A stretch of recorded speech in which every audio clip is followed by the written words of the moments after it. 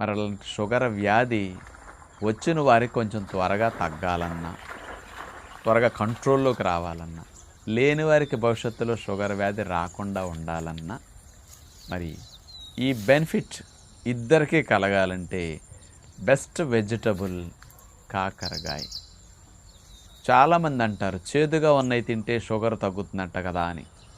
వాస్తవంగా కాకరకాయ చేదు కాబట్టే చాలామంది ఇతర కూరగాయలు వండుకున్నట్టు వారానికి ఒకసారి కూడా వండుకోరు.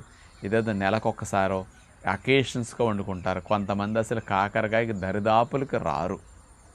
కానీ కాకరకాయలో ఉండే ఔషధ గుణాలు షుగర్ వ్యాధి ఉన్నవారికి తగ్గించడానికి, లేని వారికి త్వరగా రాకుండా చేయటానికి అద్భుతంగా పనిచేస్తుందని సైంటిఫిక్గా ప్రూవ్ అయ్యి ఉందన్నమాట. మరి కాకరకాయలో ఉండే కెమికల్ కాంపౌండ్స్ ఏమిటి షుగర్ వారికి హెల్ప్ చేసేది? చారంటీ అనే ఒక కెమికల్ స్పెషల్గా ఇందులో ఉంది.